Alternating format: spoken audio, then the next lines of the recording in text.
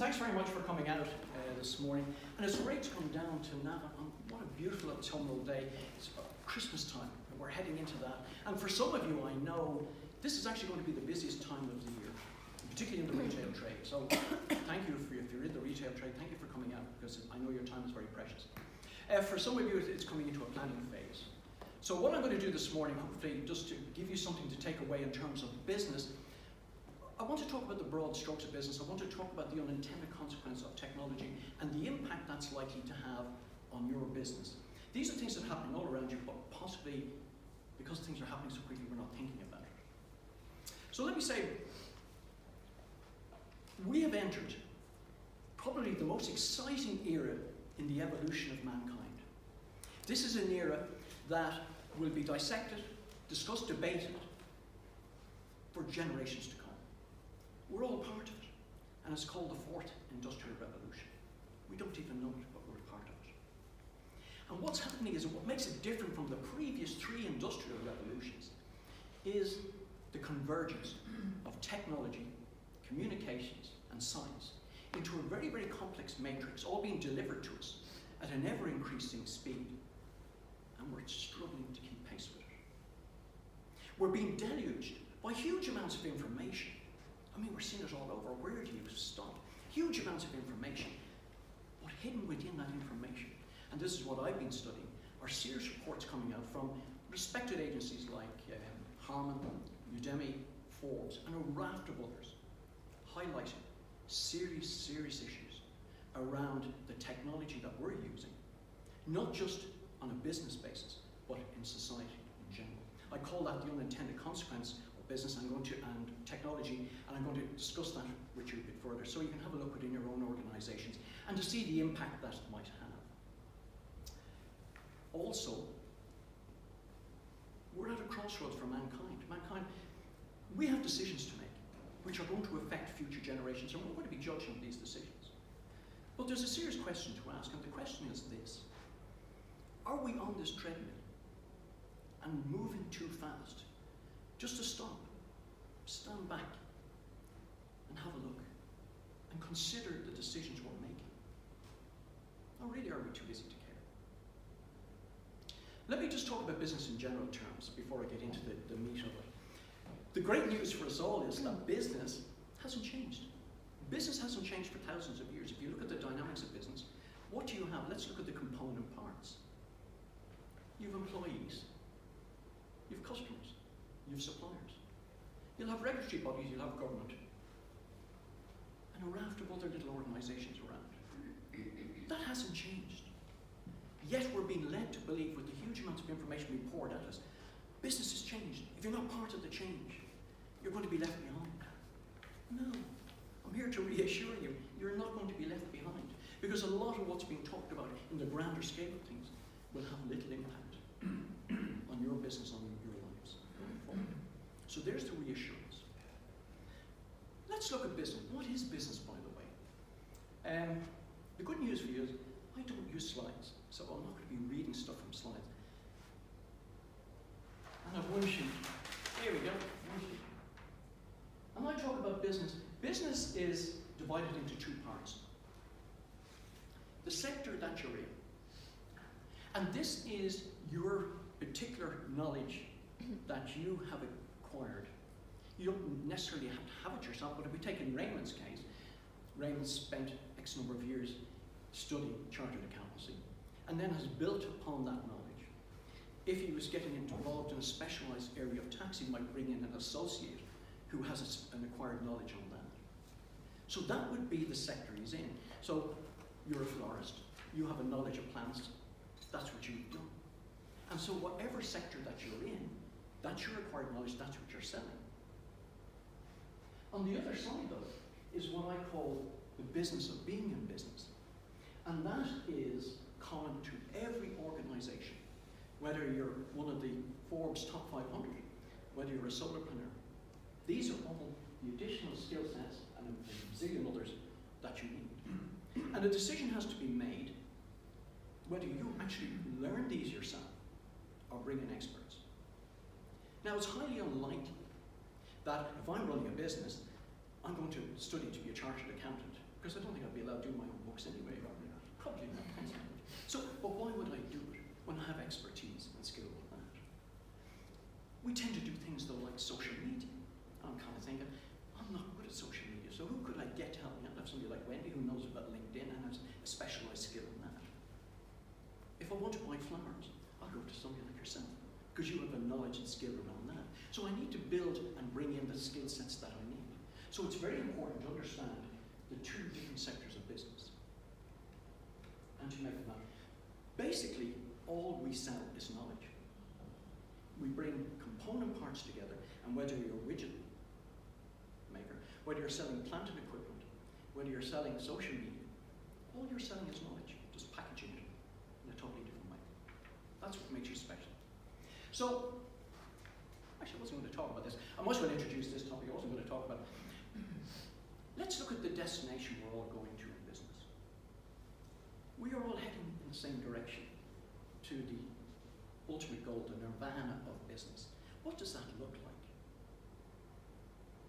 We'd like to have a well-managed business using appropriate technology, staffed by enthusiastic, knowledgeable, and customer-focused people who have shared values, who deliver a perfect service to an audience and clients, who then become advocates. I was talking to Raymond actually during the week, and I was asking the question because Raymond would come across so many different people in business and different aspects of it. You okay, Wendy? I shift. You don't have to shift me up. I very seldom move on stage. By the way, guys, the camera's just for me to correct all these little scratching things that you do. This is part of having to stand in front of an audience. Thanks, Wendy. And what has surprised me in the amount of time I've gone in to help companies, one of the most likely requests I get is, can you help me with a strategic plan? And I kind of go, have you not got one? And they go, no. Why not? Because when you go online to look at templates for strategic plans, you get put off very quickly. You'll see things like mission statements, your core values, value propositions. Then I kind of think, hang on a second, how do I start putting that all together? When in fact, most organizations don't have them anyway. Even the very big organizations. What you'll see is that you say, what's your mission statement? More than likely what you'll see is a framed photograph in the reception and 4 guys in a boat rowing. Yeah, we're all pulling in the same direction. I mean, that, unfortunately, is just a cliched version. Do you think anybody in that organization believes this is the mission that we're all on? Of course they don't. So what I'm going to do is I'm going to just deconstruct what I said to you in terms of where we're going, just to help you out with this. A well-managed company, what does that look like? A well-managed company is somebody who has some sort of knowledge about business, who is continually learning the craft of business, but will bring in expertise from different areas to augment what they know, so that they run a business and understand the dynamics of a business. And that's about finance, it's about HR, it's about various aspects of it. Using appropriate technology.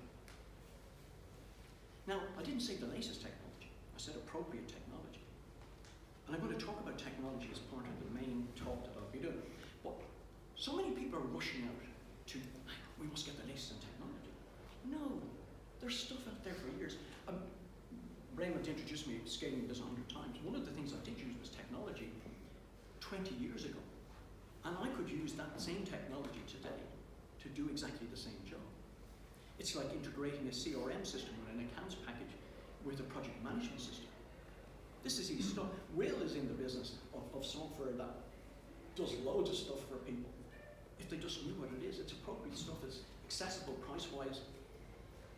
You don't have to go out and be looking for the greatest thing ever. It's already there, invented for you. So appropriate technology. Staffed by knowledgeable, enthusiastic, and customer-centric people. That suggests something to me. That you have a training process in place, that you have a recruitment and retention program for all of these people that you're taking in. You just don't pull people in and then kind of go leave them to themselves.